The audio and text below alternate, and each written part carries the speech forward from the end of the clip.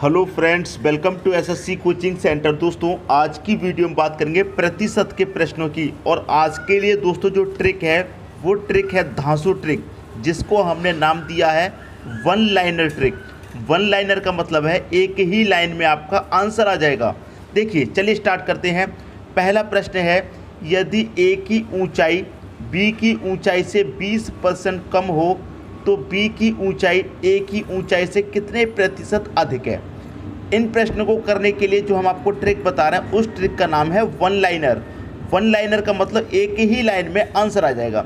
आपको करना क्या होता है, इन प्रश्नों में जो आपको प्रतिशत वैल्यू दी गई है बस उसे ले लीजिए। ठीक है, कितना प्रतिशत दिया गया है? 20%। ठीक है दोस्तों, अब इस 20% की फ्रैक्शन वैल्यू क्या होती है? आप 20 लिखेंगे। इस प्रतिशत का मतलब क्या होता है? बटे में 100 होता है। इसे आप कटाएंगे, 20 एकम 20, 20 25 100, 1/5 हो जाएगा। 1/5 हो गया। अब देखिए क्या कह रहा है यहाँ पर, 20% कम की बात कह रहा है।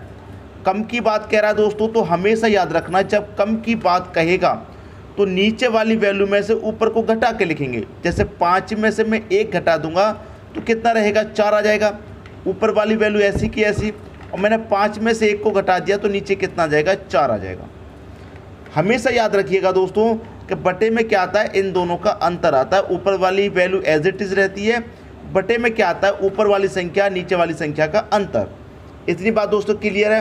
बस आगे आपका आंसर करना क्या है, आपको इसी का प्रतिशत के निकालने के लिए 100 से मल्टीप्लाई कर देना है। भाई प्रतिशत में चाहिए तो क्या करेंगे? 100 से मल्टीप्लाई करेंगे। अब मैं 4 से इस 100 को घटाऊंगा तो ये कट जाएगा 25 बार में। 25% आपके प्रश्न का दोस्तों बिल्कुल सही आंसर हो जाएगा। पहले ऑप्शन में दे रखा है 25।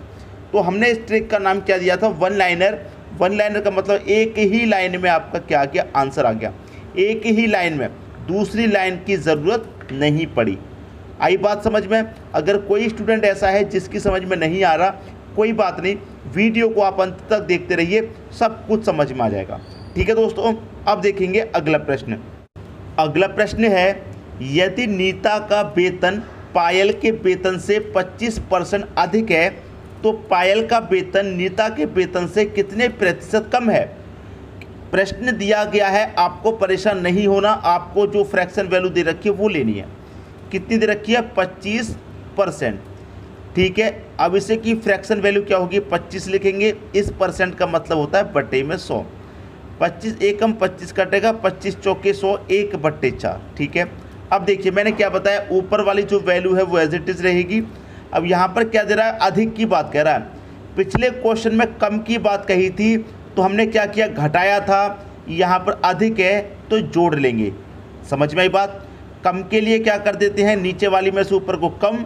अधिक है तो क्या कर देते हैं? नीचे वाली में ऊपर को जोड़ देते हैं। समझ में आई बात? तो मैं 4 में 1 जोड़ दूंगा तो बटे में कितना आ जाएगा? 5 आ जाएगा। और प्रतिशत निकालने के लिए क्या करना है आपको? 100 से मल्टीप्लाई। तो मैं 5 से 100 को कटा दूंगा, 20 बार में कटेगा। 20% आपके प्रश्न का सही आंसर है, बी ऑप्शन में दे रखा है। ठीक है दोस्तों, तो ये कैसी ट्रिक है? One liner. वन लाइनर, एक ही लाइन में आंसर आया, दूसरी लाइन या तीसरी लाइन की आपको ज़रूरत नहीं पड़ी। ठीक है दोस्तों, और प्रश्न भी आपको अच्छे समझ में आ गया होगा। जो प्रतिशत वैल्यू दी गई है उसको आप फ्रैक्शन में सॉल्व करेंगे तो 1/4। अगर कम की बात रहती तो मैं 4 में से 1 घटा देता, 3 लिख देता। अगर कम की बात रहती तो, अधिक की बात है तो 4 में 1 जोड़ दूंगा, 5 लिख दूंगा। आई बात समझ में? किसी को कोई डाउट नहीं होगा? अब देखते हैं अगला प्रश्न।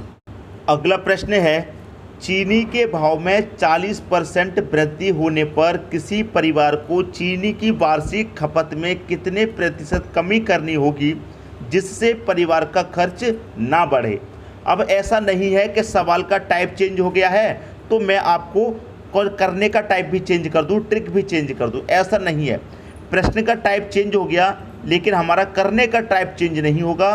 करने की हमारी वही ट्रिक रहेगी, वन लाइनर। ठीक है, देखिए यहाँ पर क्या दे रखा है प्रतिशत वैल्यू? आप कहेंगे सर 40%। इसकी फ्रैक्शन वैल्यू क्या हो जाएगी दोस्तों? 40% का मतलब होता है बटे में 100।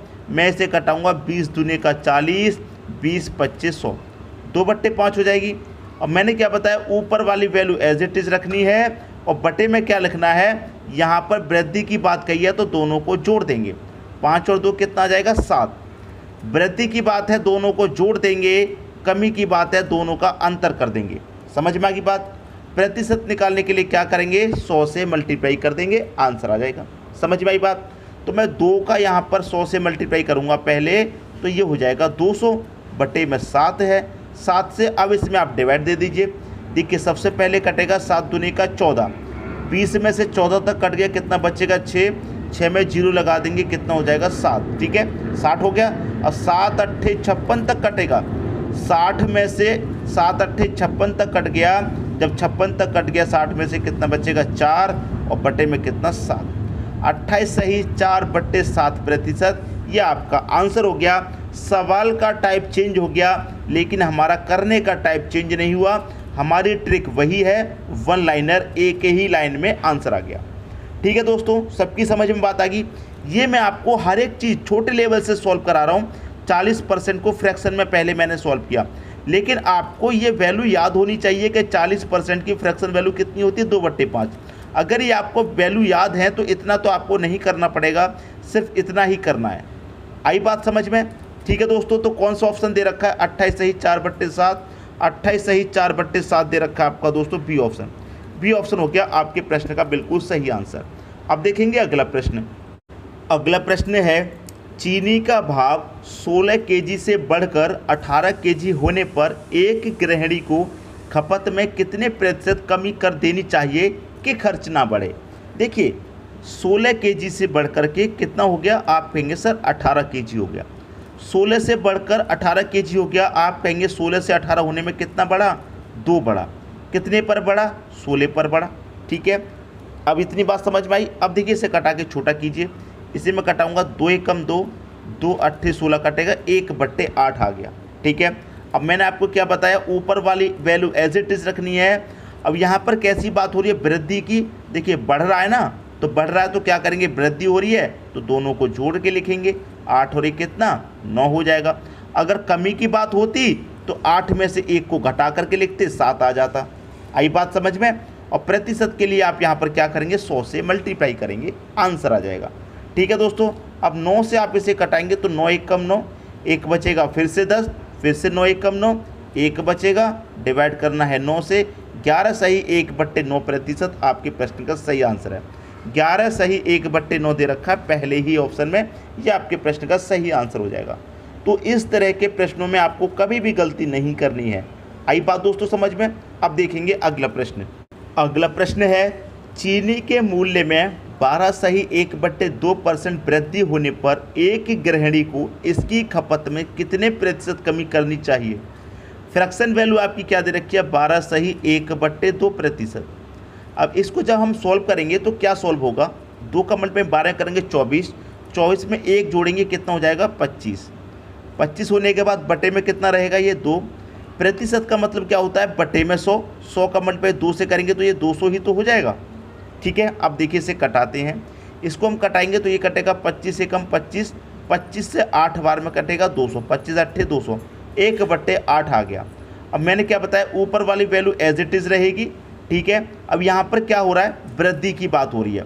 जब वृद्धि की बात हो रही है तो नीचे वाली में ऊपर वाली को जोड़ के लिखेंगे, 8 में 1 जोड़ के लिखेंगे 9।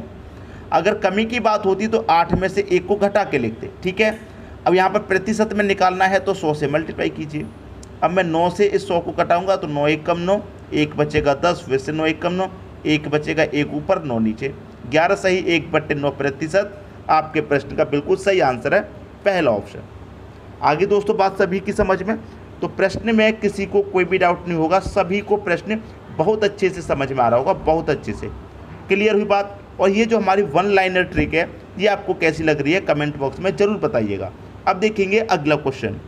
अगला प्रश्न है, किसी वस्तु पर 10% कम कर देने पर कुल राजस्व अपरिवर्तित रहता है, इस वस्तु के उपयोग में कितने प्रतिशत वृद्धि है। देखिए यहाँ पर रेट आपको दे रखा है 10% का। 10% का मतलब क्या होता है, 10 लिखेंगे, परसेंट का मतलब बटे में 100 लिखेंगे।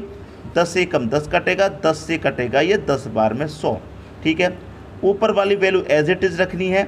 अब यहाँ पर कम करने की बात कर रहा है, वृद्धि की नहीं बात कर रहा, कम की। जब कम की बात कर रहा है तो नीचे में से ऊपर घटा के लिखेंगे, 10 में से 1 घटा दूंगा, कितना आ जाएगा 9। ठीक है। प्रतिशत के लिए आपको करना है 100 से मल्टीप्लाई।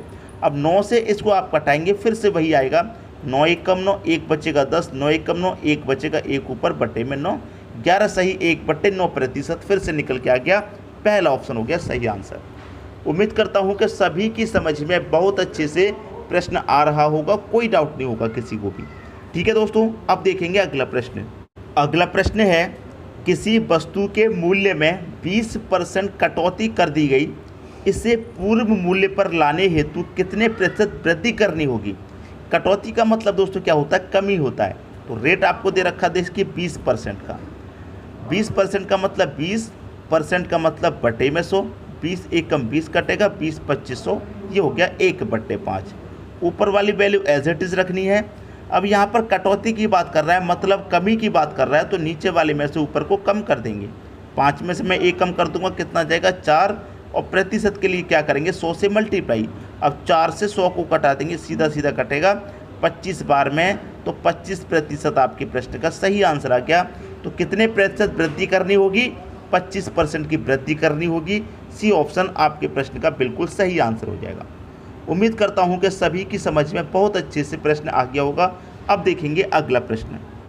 अगला प्रश्न है, किसी वस्तु पर दलाली की दर 4% से बढ़कर 5% होने पर भी एक दलाल की आय अपरिवर्तित रही, उसके व्यापार में कितने प्रतिशत की कमी आई। देखिए 4% से बढ़कर कितनी हो गई 5%, 4 से 5 हो गई, कितने की वृद्धि हुई आप कहेंगे 1 की। कितने पर हुई 4 पर हुई, ठीक है 4 पर हुई। अब देखिए यहाँ पर जब मैं इसे सॉल्व करूँगा तो ऊपर वाली वैल्यू को एज इट इज़ रखूँगा, ठीक है।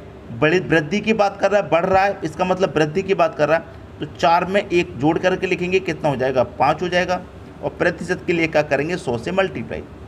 5 से 100 को मैं कटा दूंगा, 20 बार में कटेगा, 20% आपके प्रश्न का सही आंसर आ गया। पहले ऑप्शन में दे रखा है, ये आपके प्रश्न का दोस्तों सही आंसर है। मैं उम्मीद करता हूं कि जितने भी प्रश्न कराए हैं सभी आपको अच्छे से समझ में आ गए होंगे। और हमारी जो 1 लाइनर ट्रिक है वो आपको कैसी लगी, पसंद आई तो कमेंट बॉक्स में ज़रूर बताइएगा। ठीक है दोस्तों, वीडियो देखने के लिए आपका बहुत बहुत धन्यवाद।